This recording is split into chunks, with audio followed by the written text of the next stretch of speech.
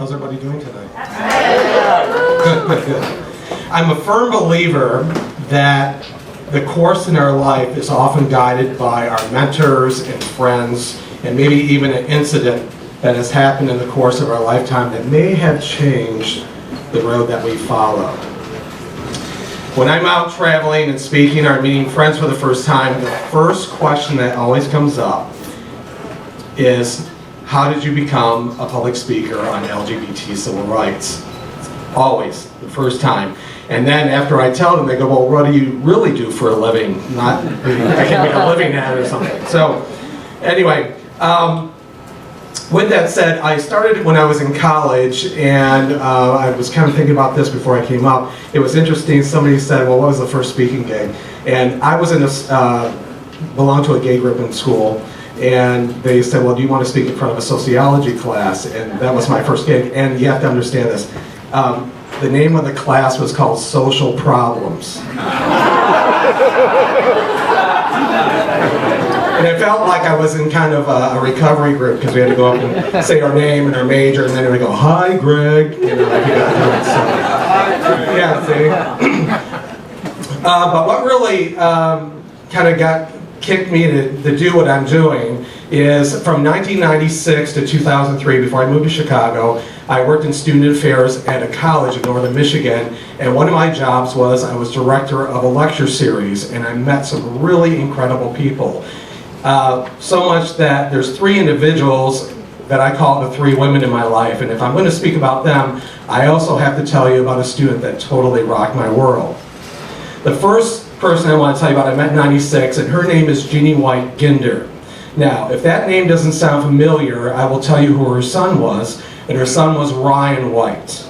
If you don't know who Ryan White was, in the mid-'80s, when the whole HIV/AIDS epidemic came in the forefront, a young boy contacted HIV from a bad blood product. He was a hemophiliac, and he was kind of thrust out into the world and also nationally talking about HIV/AIDS issues. He passed away, unfortunately, in 1990, but did a whole lot for youth and also everybody in the awareness of HIV/AIDS issues. So I became friends with Jeannie-White because I hired her to come speak at this conservative community college, and she said to me, Greg, she goes, I've been here for a couple of days, and what I want to do is invite you to come speak for the National Ryan White Youth Conference on HIV/AIDS. And I said, oh, Jeannie. I said, you know, I've spoken a little bit and had some experience, but I said, I know a little bit about HIV/AIDS, but I'm not, you know, the best speaker on it. She goes, you missed my point. She goes, people rally around you, and I want to invite you to come and share your story.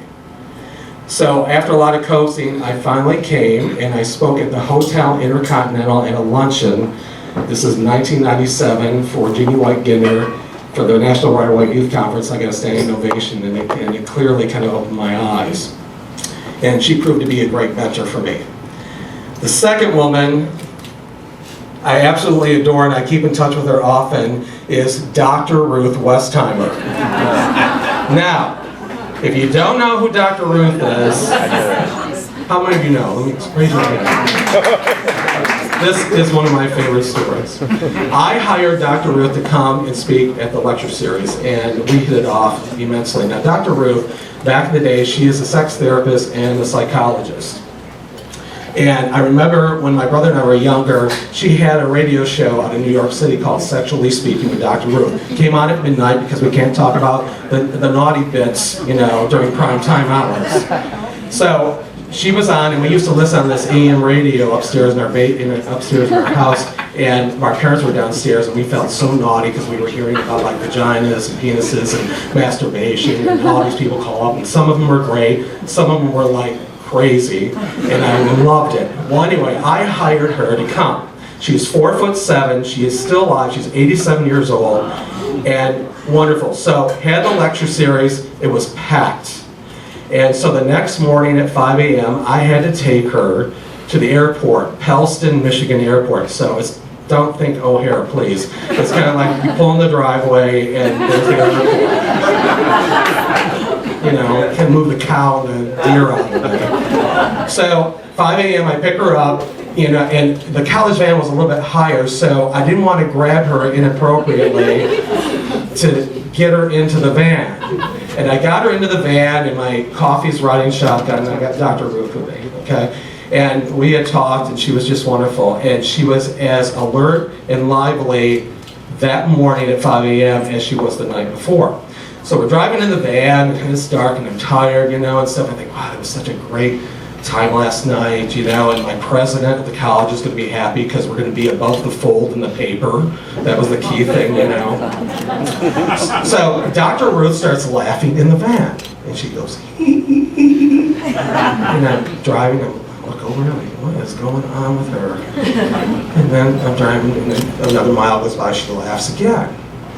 And I said, well, Dr. Ruth, can I ask you what's so funny?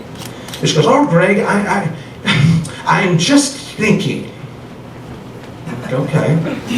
So I'm driving, and about another mile goes by, and I said, Dr. Ruth, and she's laughing again, and she goes, Greg, I must ask you a question. I was like, okay. And she goes, I've just been thinking last night and this morning, and I just think you are fantastic. She goes, but I need to ask you a question. Why is it that you don't have a boyfriend? Now, mind you, I haven't told Dr. Ruth that I was gay. Me? Oh, anyway. So, I'm trying to think, here I feel like I'm being psychoanalyzed or, sexually analyzed or something like Dr. Ruth in the college van, and I wanted to give her the best explanation possible. So I go, and I'm rambling. I said, well, Dr. Ruth, I live off the lobby of a residence hall. I'm the director of activities in the residence hall. And the whole time I'm doing this crap, I'm going like, this is so damn lame. That I'm talking. And I go, a lot of the men up here are older, and they move down to Florida during the summer. They come back up to Northern Michigan during, or down in the winter. They come up during the summer. And then me, not trying to sound like a schmuck, I said to her, because I remember my friend said this, and I go, oh. And all my friends said that all the men around here look like like serial killers, or they look like flannel shirt hunters and stuff. And my friend had said that, and I go, oh my God, I just said that to Dr. Ruth, and she goes, oh, thank you very much. So I thought, oh no, I just like, why did I even say that to her? Why did I that dawned in my head, So we get to the airport, she jumps out of the van, which was probably almost taller than she is, and we walk in, I'm still thinking about this conversation, and she turns around, she goes, okay, kiss me goodbye. So I'm like, mwah, mwah, like that, and she goes, Greg, I've made a decision. I go, well, what's that, Dr. Ruth? And she goes, when I go back to New York City, I'm going to find you a boyfriend. I told my brother that story. My brother's also gay, and he's very low-key, matter of fact, dry sense of humor. And he goes, oh, Greg, that's fantastic. Now you have Dr. Ruth pimping for you. What came out of the whole relationship with Dr. Ruth is she ended up calling me, and I helped her write her book on A Guide to College Life. So there's some stories in there that I shared with her, and I thought that was a fantastic relationship with her. Right around 2001, I met a lady that really shook me to my core, along with her son, and that's Judy Shepard, mother of Matthew Shepard. And she came to the school and spoke. I actually got her into a local high school to speak as well. And we became really good friends. We often do events together. I see her from time to time. And I also helped do a documentary on Matt and still talk about his legacy, because I think it's really important to share that history and what happened with Matt. Well, during that time, the agency that I've been working with and getting a lot of these people was representing me part-time in speaking events. And they told me right around 2001, they go, Greg, we're getting a lot of requests for you, and we would like to sign you on full-time, but there's a little catch. And I said, what is that? He says, well, you need to be near a major airport so we can fly you in and out. And I had been coming here to Chicago for market days and gay pride and stuff, and I thought major airport, Chicago, close to Michigan. So I had to give it some thought, because I really love my job at the school. With that said, Judy spoke in 2001, and I also, that same year, spoke at Central Michigan University, which is the school I attended and got my bachelor's at.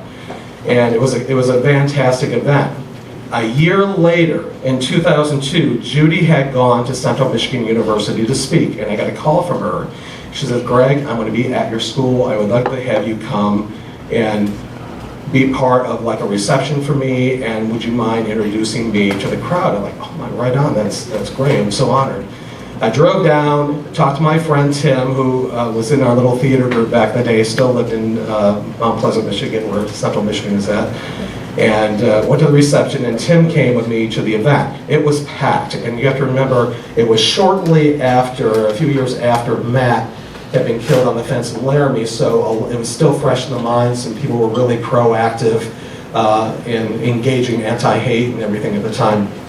So, introduced her, and there was probably 1,000 people in the audience. And I went upstairs to the balcony, and there was some students in front of me that had the banner paper, if you remember that. Back in the day in college, you had a big banner paper, and you could write an autograph on it and do all sorts of things. They said, well, would you mind introducing us to Judy after the lecture? I mean, oh, I'd love to.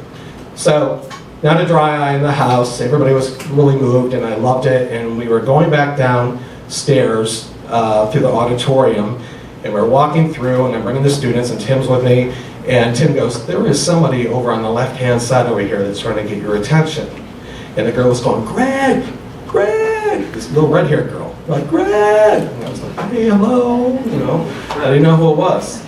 So I got up towards the front of the theater, introduced the students to Judy, and I turned around the corner, and everybody's filing out, and this cute red-haired girl, probably in her 20s, came out, and she was all excited. She goes, oh my God, I can't believe it's you.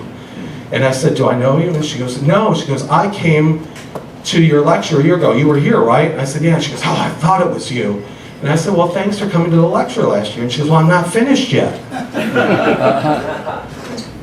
And I'm looking at her, and she goes, I came to your lecture, and I wasn't going to, and I really enjoyed myself, and I always said if I ever saw you, I wanted to say thank you. And I said, well, thanks for being, thanks for being here. I really appreciate you. I'm not finished yet. And Tim was like, will you shut up? Let this girl talk. And she goes, I need to tell you my story. And I said, well, what's that? She goes, when you spoke here a year ago, I had no plans on coming to your lecture. I had my backpack all packed up, and I was leaving the residence hall, and I left a note to my roommates where to find my body because I was going to kill myself. And I have to tell you, if you've ever had kind of a life experience like this, and having somebody share something so deep, it was so immensely emotional for me. And she goes, I was leaving the residence hall, and I saw your poster that somebody had put up in the dorm, and I decided to come. She goes, mind you, I left a map where they would find my body outside of campus, but I saw it and I thought, what do I have to lose? So she came to my speech, and she said to me, I always said if I ever saw you again, I wanted to thank you for saving my life. And I was like, well, I'm glad you're here, you're trying to I'm glad you're alive, I'm glad, and I went to hug her, and I said, how are you now? And she says, I'm great. She goes, after your lecture, I know you told none of us to come out right away, but I went home the next day, I came out to my parents, they love me just the same. I was in a bad relationship with a girl, an older girl here on campus, and I'm no longer with her anymore. And I sought out counseling, and I'm graduating in 2 months. And I just want to say thank you. And with that, she kind of did a boop, little jump, and off she ran. I never saw her again in my entire life.